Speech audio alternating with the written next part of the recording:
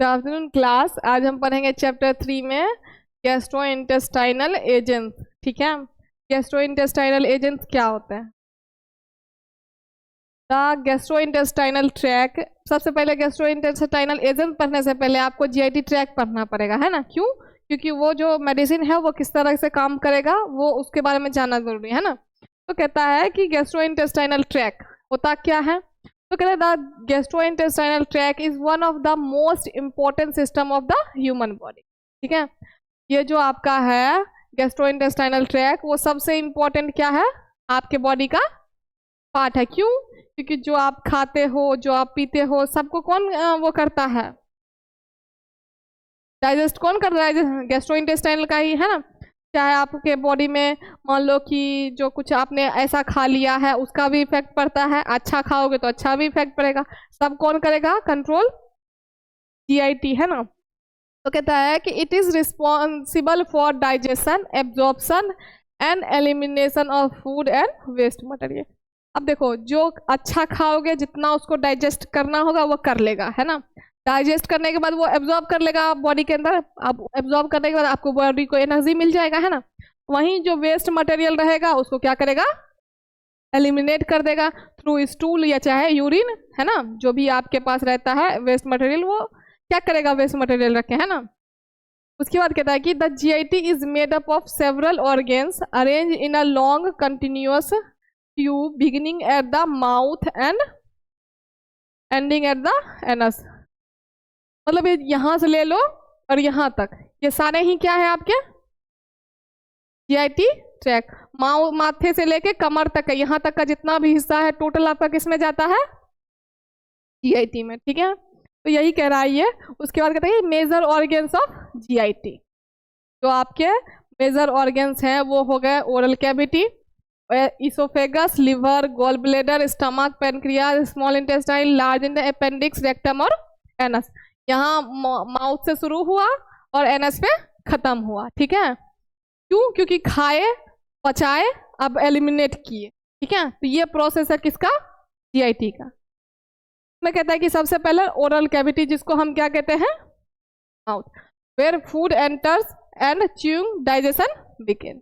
मुंह से आपने खाना खाया, उसको चबाया, डाइजेशन शुरू हो गया। च्यूइंग का मतलब क्या होता है? चबाना। ठीक है, फूड एंटर किया, मान लो फूड एंटर मुंह से किया, उसको आपने क्या किया? चबाया।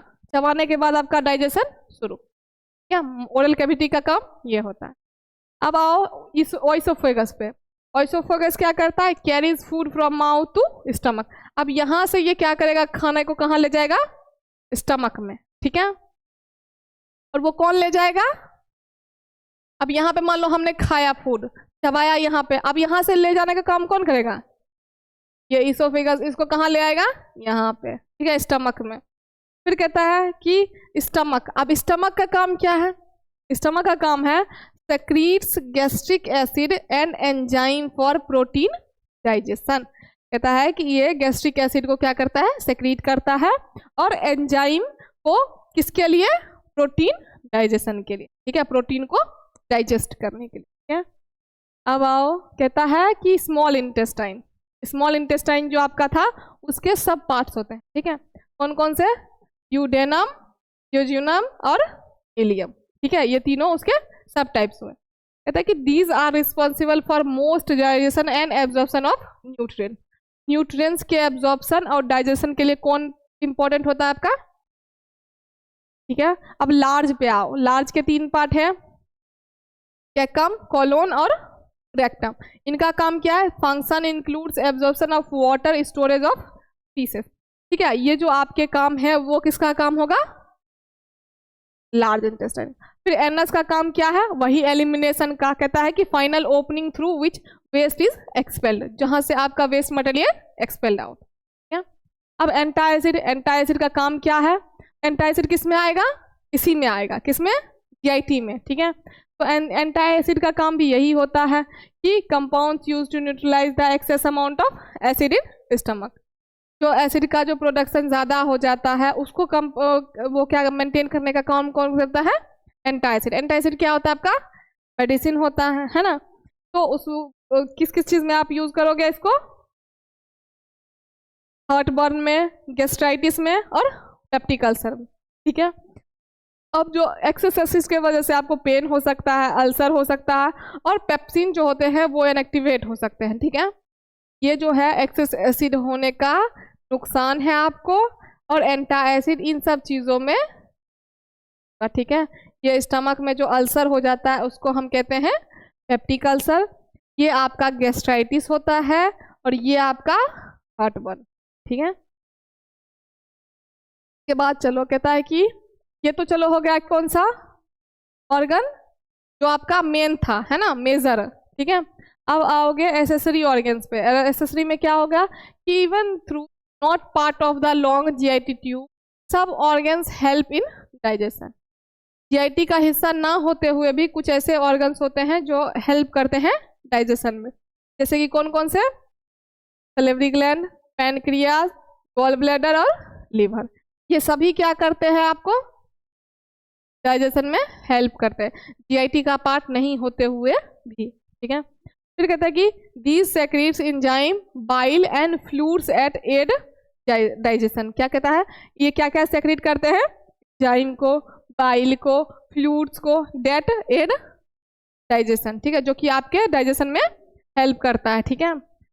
फिर कहता है कि अगर गैस्ट्रोइंटेस्टाइनल एजेंट पे आओ तो उसमें क्या कहता है, जीआईटी एजेंट्स आर सब्सटेंस और drug that act on the gastrointestinal tract. अब जीआईटी एजेंट कहाँ काम करेगा, गैस्ट्रोइंटेस्टाइनल ट्रैक्ट पे, मतलब माउथ से लेके एनस तक, ठीक है, वहां। उसके बाद इसका काम क्या है, तो regulate gastric acidity. Gastric acidity को क्या करेगा, कंट्रोल गैस्ट्रोइंटेस्टाइनल मोटिलिटी, मतलब कि जो गैस्ट्रोइंटेस्टाइन की मोटिलिटी होगी उसको क्या करेगा, ये कंट्रोल करेगा, मतलब जो ये फ्लक्चुएशन होगा कभी हाई कभी लो, ठीक है। फिर कहता है increase water flow, water flow को ये बढ़ाएगा और इम्प्रूव डाइजेशन, ठीक है। अब ये तीनों ठीक रहेगा तो डाइजेशन अपने आप ठीक हो जाए, ठीक है। फिर कहता है कि common disorder of GIT and their causes. अब देखो जीआईटी से बहुत सारे बीमारियां भी होती हैं, ठीक है, उन्हीं के बारे में ये बोल रहा है कि कौन कौन से डिसऑर्डर्स हो सकते हैं आपको किसके, जीआईटी के, और उसके कॉज क्या क्या हैं, ठीक है। तो सबसे पहले क्या हो जाएगा, हाइपोक्लोरहाइड्रिया। इसमें क्या होता है, HCl का जो लेवल होता है, हाइड्रोक्लोरिक एसिड का जो लेवल होता है वो क्या होता है, कम हो जाता है, ठीक है। लीड्स टू पुअर डाइजेशन, जिसके वजह से आपका डाइजेशन क्या होता है, कम हो जाता है, डाइजेशन पावर, ठीक है, आप डाइजेस्ट फूड को नहीं कर पाते हो, ठीक है। फिर कहता है ट्रीटेड विद एसिडिफाइंग एजेंट। इसको हम किसके साथ ट्रीट करवाते हैं, एसिडिफाइंग एजेंट, जैसे कि हो गया आपका क्या, डाइल्यूट, ठीक है। अब HCl की कमी को पूरा तो HCl से ही करोगे ना, ठीक है, सल्फ्यूरिक एसिड थोड़े ले लोगे, है ना। फिर कहते हैं कि एक्लोरहाइड्रिया। एक्लोरहाइड्रिया में क्या होता है, कंप्लीट एब्सेंस और नियर एब्सेंस ऑफ गैस्ट्रिक, मतलब कि है ही नहीं, डिक्रीज छोड़ो, मतलब है ही नहीं, एब्सेंस है, मतलब एब्सेंट है पूरा, क्या, HCl, ठीक है। फिर कहता है कि also treated with acidifying agent mainly dilute. इसको भी आप ट्रीट कर सकते हो एसिडिफाइंग एजेंट, जो कि क्या होता है, HCl, ठीक है।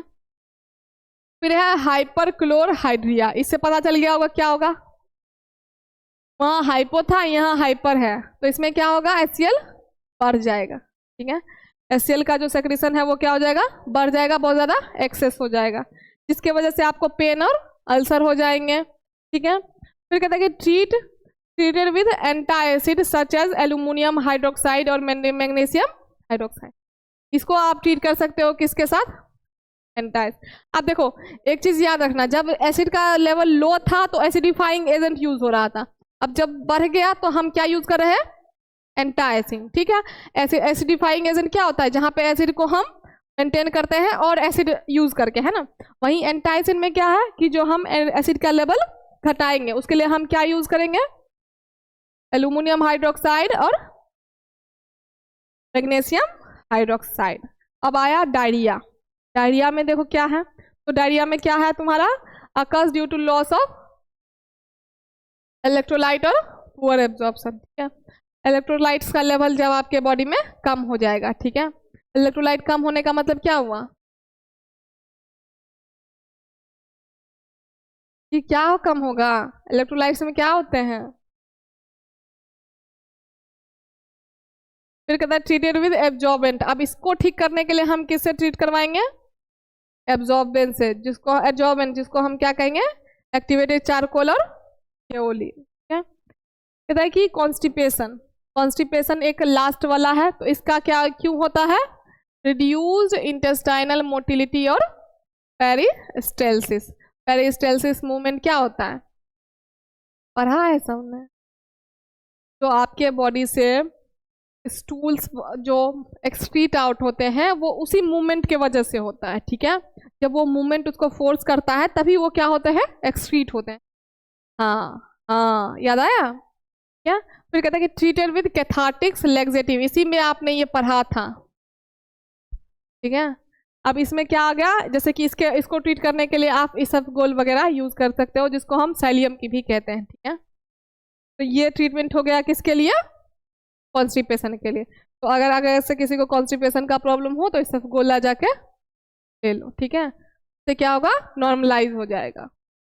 अगर यहाँ पे इसको क्लासिफिकेशन देखोगे तो क्लासिफिकेशन में आ गया इसका antacid, acidifier, protective and absorbent, cathartics और एंटीमाइक्रोबियल। एंटासिड क्या होगा? जो एक्सेस एसिड को क्या करेगा? न्यूट्रलाइज करने का काम करेगा। ठीक है, एसिडिफाइड क्या होगा?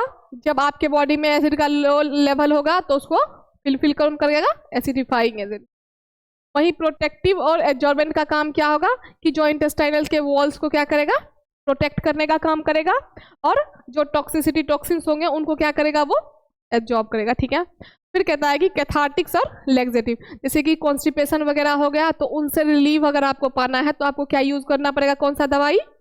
कैथार्टिक्स का या लेक्सेटिव का। ठीक है, परगेटिव में भी आता है। ठीक है, परगेटिव भी इसी का टाइप है, जिसमें कैथार्टिक्स का ही थोड़ा बहुत क्या होता है उसमें नेचर होता है। ठीक है, एंटी माइक्रोबियल क्या हो गया? नाम से ही पता चल रहा है, माइक्रोबियल के अगेंस्ट। ठीक है, तो use to treat infection of GIT. ठीक है, जीआईटी में अगर कोई इन्फेक्शन हो गया तो उसकी वजह से उसके लिए हम क्या लेंगे? Anti microbial agent. ठीक है, यहाँ तक समझ में आ गया? कल से हम शुरू करेंगे एंटासिड्स। ठीक है, चलो।